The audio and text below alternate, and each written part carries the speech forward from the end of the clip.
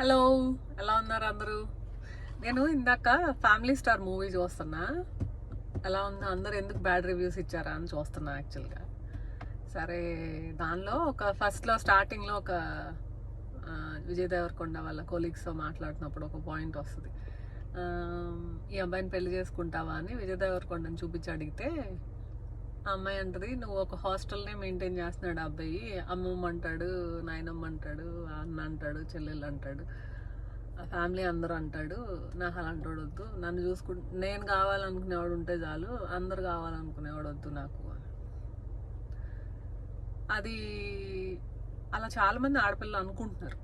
మనం ఫ్యాక్ట్స్ మాట్లాడుకుందాం.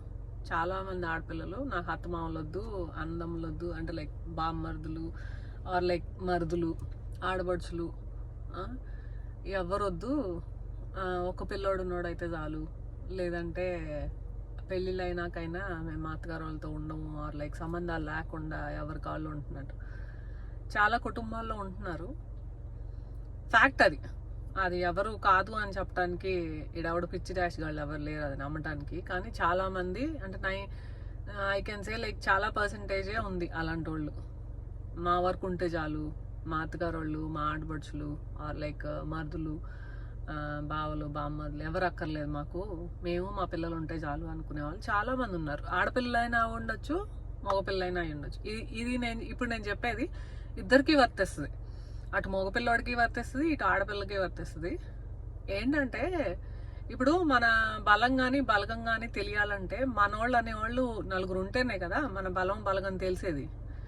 మన అత్తగారు సైడ్ వాళ్ళని వద్దనుకున్న రోజున నీ బలం ఏంది అసలు? నువ్వు సొసైటీలో నిలబడ్డావు వెళ్ళి, నీ బలం ఏముంటుంది? ఇంకా నీ బలం బలగం రెండు సున్నా కదా. అందుకని ఎప్పుడు ఫ్యామిలీలను వద్దని అనుకోకూడదు. అసలు ఎవరి ఫ్యామిలీలో లేవండి గొడవలు? ఏ అత్త కోడలు కొట్టుకోకుండా ఉంటున్నారు, లేదంటే ఏ మొగుడు పెళ్ళాలు కొట్టుకోకుండా ఉంటున్నారు, ఆడపడుచులు కొట్టుకోకుండా ఉంటున్నారు, బామ్మర్దలకి బావలకి ఎంతమందికి గొడవలు అవ్వట్లేదు, చులకం చేశారని అదని ఇదని ఈగోలని ఎన్నన్నా జరగనిండి. నీ ఫ్యామిలీయే. చివరికి at the end of the day నా ఫ్యామిలీ అని నువ్వు ఫీల్ అవ్వాలి. అది మగవాళ్ళకైనా ఆడవాళ్ళకైనా, ఇద్దరికీ చెప్తున్నా నేను. ఇప్పుడు నీ వైఫ్ తరపున ఉన్న వాళ్ళని నువ్వు వద్దనుకుంటే రేపొద్దున్న నీకు వచ్చి నిలబడినప్పుడు నీ బలగం లేనట్టే కదా, నీ బలం తగ్గిపోయినట్టే కదా. నీ పేరెంట్స్ తరపున ఉన్న బలగం చాలు నాకు అనుకుంటే అమ్మాయిని పెళ్లి చేసుకోవడం ఎందుకు నువ్వు? అలాగే ఆడపిల్లలు కూడా మీ అత్తగారు వాళ్ళ సైడ్ నీకు వద్దు, నా మొగుడు నా పిల్లలు ఉంటే చాలు అనుకుంటే రేపొద్దున నీ పిల్లల సంతోషాన్ని మొత్తాన్ని నువ్వు కట్ చేసినట్టే కదా. అటు సైడ్ వాళ్ళని నువ్వేమీ ఎంకరేజ్ చేయకుండా గొడవలు ఎన్నున్నా సరే గొడవలు పడండి, మళ్ళీ వదులుకోవద్దు. ఫ్యామిలీస్ని వదులుకోకూడదు ఎప్పుడైనా సరే. ఆడపిల్లలకైతే నేను ముఖ్యంగా అదే చెప్తున్నా. మీరు నిలబడి మీ బలగాన్ని నిలబెట్టుకోండి. అంతేగాని వద్దు నా మొగుడు చాలు, నా పిల్లలు చాలు అనుకుంటే నువ్వు బాగానే ఉండొచ్చు ఈ రోజున. రేపొద్దున్న నీ పిల్లలకి అవసరం అని కాదు అసలు. నీ పిల్లలకి అసలు రిలేషన్ ఎట్ట తెలిసిద్ది? నాయనమ్మ, తాతయ్య, బాబాయిలు, అత్తలు వాళ్ళంతా రిలేషన్ ఎట్ట తెలిసిద్ది? పెద్ద తాతయ్య అలా అంతా రిలేషన్ ఎట్ట తెలిసిద్ది మంచిగా లేకపోతే? నువ్వు ఎలా ఉన్నావు రేపొద్దున్న నీ పిల్లలు కూడా వాళ్ళతో అంతే ఉంటారు.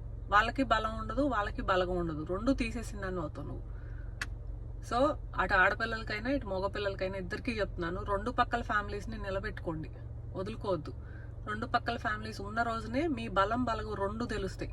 ఒకసారి మీరు నిలబెట్టుకొని చూడండి.